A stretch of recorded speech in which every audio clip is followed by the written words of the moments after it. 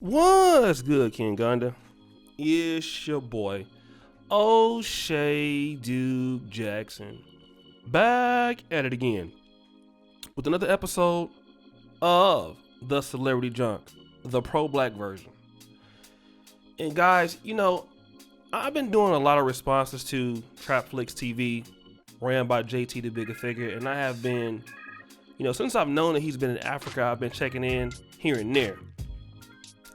But I've actually been checking in a little bit more, for the last 2 or 3 weeks, and just checking out his lives, and he always has something good to say. And like I said, he's from the Bay Area, so I understand the lingo. I understand,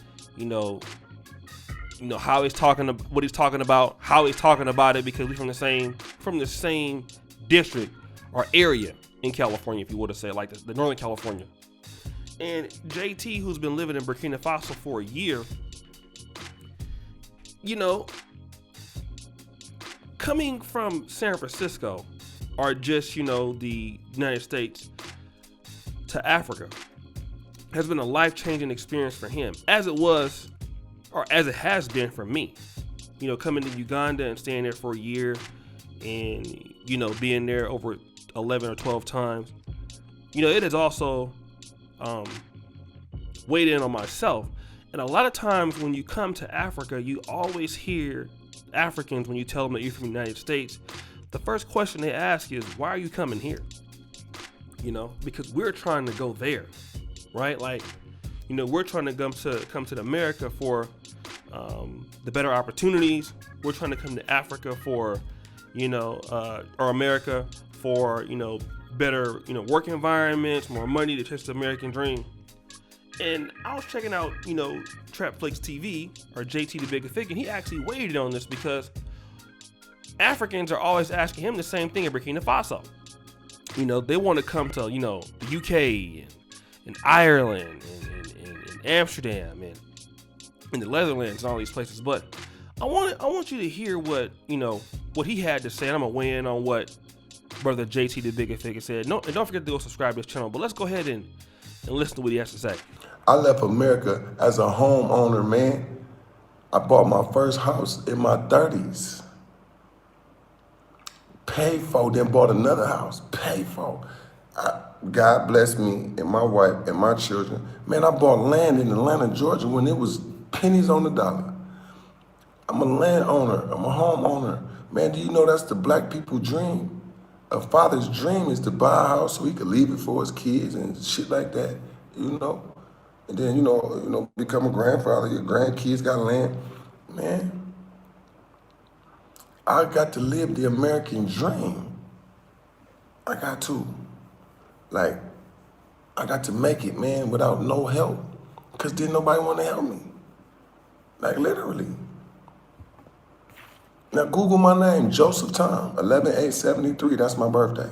I don't care if you make a profile off my name and start shopping. I don't care. I live in Africa now. So actually, the American hate helped me to always know that I got to depend on God only. Because or a black person, they'll leave your ass for dead. Friends and family, okay? So I want to get on here so the rest of the world can know. Y'all want to run to America, you will run over there and be running up out of there. The f*** want to be in America for? All the Africans like, my dream is to go to America. I'm like, boy, you better stay your ass in Africa.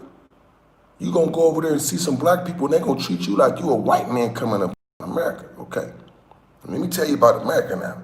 All you Africans on here from all you African countries ready to run over there thinking you finna go to the promised land. I'm finally going to America. Get over there and get killed for your tennis shoes. Get over there and get killed at McDonald's for wearing your hat the wrong way. You better learn, Africans. I think you better reevaluate what you have over here, okay?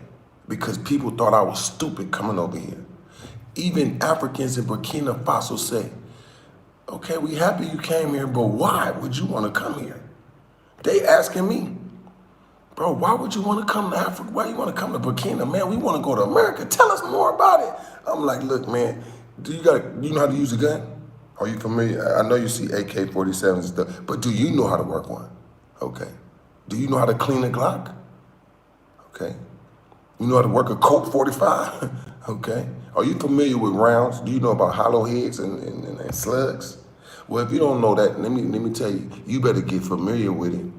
Because if you're going over there, you're going to protect, you got an earring on or a necklace, you better learn how to protect that thing. And I ain't talking about fighting and all that. You better know how to shoot a goddamn gun, okay? Okay? They killing African students over there that you probably not hearing about. Now listen, I'm not trying to start no division between American blacks and Africans. No, I'm the most hated from America by American, black American, not no white American. So you heard what he had to say. And, you know, as an African American coming to Uganda or coming to the continent of Africa, it's just like when Africans come to America and come to the black community. They're like, man, we don't understand what we have, right? And as African Americans, when we come to the continent, we're looking at them like, y'all don't know what y'all have, right? And I talk to a lot of brothers and sisters from the continent. Not all of them have a bad disposition, but you know, some are really fed up. Like they never think the system's going to change. They're so glad to be out of there. They never want to go back. But for us as African Americans that were robbed of, you know, our last name, robbed of our name, robbed of our tribe. You know, when we come in and see, you know, the language is intact, a lot of the customs and cultures are intact, the community is, you know, intact. You know, we're like, man, y'all are lucky, you know, to a certain degree. Not that we're trying to necessarily, as Brother Nike Measy said, trying to imitate, but we can appreciate because it gives us some sort of idea how our ancestors, you know, might have got along, you know. And the thing about with the continent of Africa, there's so many opportunities that you just can't get in America on the ground. You know, you have so many service industry things. You have so many bright people, because the best thing about the continent of Africa, I've never been to every place, but the best thing is the resources of the people, the talent you can get with the collaborations, the partnerships you can make. I know that because I'm a person that, you know, if you want to talk about even as a YouTuber, I didn't blow up until, you know, I got some help from people from the continent, you know, that helped me in the editing process and develop concepts for me. So that was a partnership. And a lot of times, you know, the people from the continent are so frustrated, but there's so many solutions that the people in the diaspora and the people in the continent can come together on and create to, you know, number one, not, you know, benefit the society, but also benefit yourself. And that's what JT the Bigger Fig is saying, you know, because in America, you can't go to America and, you know, create an industry or create a market for certain things without, you know, them running it. You know, and on the continent, you can create something and then you own it and you run it, and there isn't a whole bunch of bureaucracy that goes on with that, you know. And you know, I want to talk about that because Jason Lee, all right, if you guys know who that is, Jason Lee owns Hollywood Unlocked, okay? He also is a brother that has been on with Viacom for a minute, okay? And what he was saying the other day is that he wants to get out of his deal with Viacom. And the reason why he wants to get out of his deal with Viacom is because he's tired of them perpetrating, you know, the ghetto reality shows for blacks. The opportunities are very less at the top. And he wants to be able to own the part of his own industry. And unless you're Oprah Winfrey, maybe Tyler Perry, you can't do that. But nobody's stopping him from doing that on the continent of Africa. That's the thing, right? In the continent of Africa, you can become the industry. You can write your ticket, you know? And that's what JT the Bigger Fig is looking at. Like, man, in Frisco, even in, you know, he came from the independent times, you know, where you had Spice One, E40, Too Short, guys in the independent rap game that wrote their own ticket. But on the continent, you can really write your own ticket as the whole industry. You know what I mean? And that's the thing that a lot of people in Africa don't realize, is that you have the opportunity to do much better than you could ever do in America, because you can become the industry. Now, for those people, everybody not an entrepreneur, but a lot of the people on the continent, I've realized they don't know how lucky they are in certain aspects. Don't get me wrong, everything has their good things and their bad things, but there's a lot of opportunities in Africa. You don't even got to pay all them taxes like we got to pay. I mean, man, just last year, man, I'm paying I didn't even go to the state of California but once last year. Still got to pay $30,000 in taxes. That ain't a problem on the continent.